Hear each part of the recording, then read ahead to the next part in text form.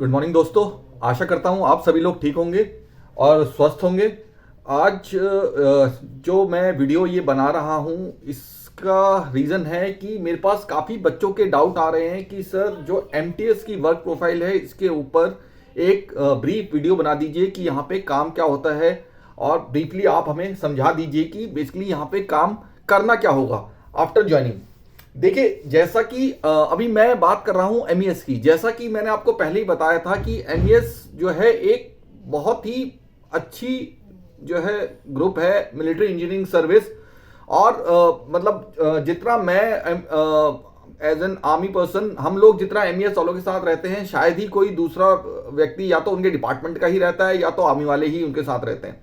तो MES one of the best जो है डिपार्टमेंट है। अगर आपको उसमें ज्वाइनिंग मिली है तो आप बहुत ही खुशकिस्मत समझिए अपने आप को कि आपको एमईएस में जो है ज्वाइनिंग मिली है, चाहे वो एज एन एमटीएस ही क्यों ना हो।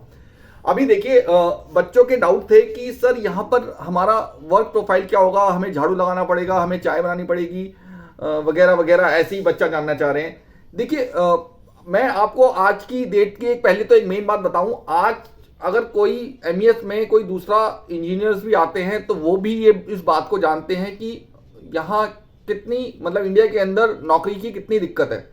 देखिए, उनको भी पता है कि जो बच्चा यहाँ पे सिलेक्ट, जो कैंडिडेट यहाँ सिलेक्ट होकर आया है वो सिर्फ 10वीं पास नहीं होगा, मिनिमम भी अगर वो बच्चा, अगर मैं बात करूं तो ग्रेजुएट होगा ही होगा।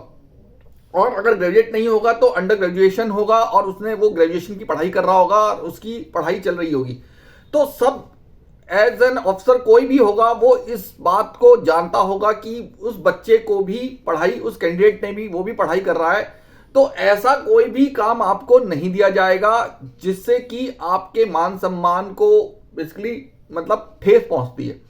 तो इस बात से आप बिल्कुल निश्चिंत हो जाइए। हाँ, मगर मैं आपको एक और चीज यहाँ पे क्लियर करना चाहता हूं। देखिए, मान लीजिए आप किसी अफसर के साथ आपको डिटेल कर दिया जाता है। यहाँ पे क्या होता है, देखिए, एक तो होता है जनरल वर्क, एक होता है कि आपको किसी अफसर के साथ डिटेल कर दिया। अगर मैं बात करूं कि अगर आप किसी अफसर के साथ डिटेल हैं तो वहां पर भी देखिए हर चीज का एक पैटर्न जो है डिसाइड किया गया है कि ऐसा पैटर्न है, आप आएंगे, आपका काम जो है, ठीक है, उसकी जो अफसर, जिस अफसर के साथ आप डिटेल हैं उसकी जो ऑफिस की जो रख रखाव का जो जवाबदारी होती है वो होती है एक एमटीएस की।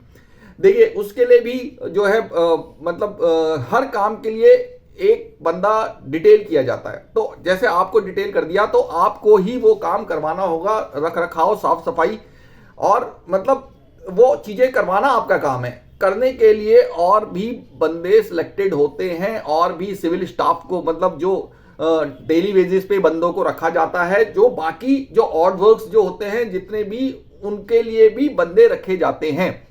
एंड अपार्ट फ्रॉम दिस, मैं आपको एक चीज बताना चाह रहा हूं कि चाय बनाना तो आप आज की डेट में किसी भी डिपार्टमेंट में चले जाइए, कहीं पे भी ऐसा नहीं है कि कोई एमटीएस चाय बना रहा है। हर जगह चाय के लिए जो है टी और कॉफी की मशीन्स लगी हैं। चाहे आप किसी भी डिपार्टमेंट में चले जाइए, हर डिपार्टमेंट में टी एंड कॉफी की मशीन्स होती हैं। एंड चाय बना रहे हैं, आप कैसे बनाएंगे? टी एंड कॉफी की मशीन है, वो तो आप भी पी रहे हैं उससे, तो उस पर तो हर किसी को जो है, अगर आप पैसे पेड कर रहे हैं और आप चाय पी रहे हैं तो ये चीज। और अगर किसी को टी एंड कॉफी ये समझ नहीं आती है तो हर डिपार्टमेंट के अंदर वेट कैंटीन्स होती हैं, कैंटीन होती हैं, जहां से जो है चाय वगैरह जो है डिपार्टमेंट को सप्लाई की जाती है, उसका भी टेंडर होता है। तो इस चीज से आप निश्चिंत हो जाइए कि आपको चाय बनानी है, ये करना है सब। आज की डेट में जो अगर हायर पोस्ट में आया है तो बहुत पढ़ा लिखा बच्चा आया है, उसको भी ये पता है कि आप पढ़ाई कर रहे हैं और आपसे क्या काम करवाना चाहिए। आप अगर यहाँ आए हैं तो किसी मजबूरी से आए हैं और किस तरीके से आए हैं, क्या है इस देश के हालात की, कितनी यहाँ पे जो है सर्विसेज, कितनी यहाँ पे कितनी जॉब्स निकलती है और उन जॉब्स के लिए कितने लोग जो है जो अप्लाई करते हैं और उसके बाद कितने बच्चे सिलेक्ट होते हैं। तो सभी इस बात को जानते हैं और एज सच इस बात को आप भी कहीं ना कहीं जान लीजिए कि ऐसा कुछ काम वहां पे नहीं है। अगर काम कुछ भी है तो वो आपके मान सम्मान और उसको ध्यान में रखकर ही आपसे काम करवाया जाएगा। हाँ, देखिए, मैंने जैसा कि बताया कि अगर अफसर के साथ आप डिटेल है तो उसके ऑफिस की जवाबदारी आपकी होती है, उसके मेंटेनेंस। देखिए, ऑफिस के अंदर कई ऐसी चीजें होती हैं, कई कॉन्फिडेंशियल चीजें होती हैं जिसमें बाहर वाले को नहीं आने दिया जाता। तो उस ऑफिस के अंदर की सारी जवाबदारी आपकी होती है।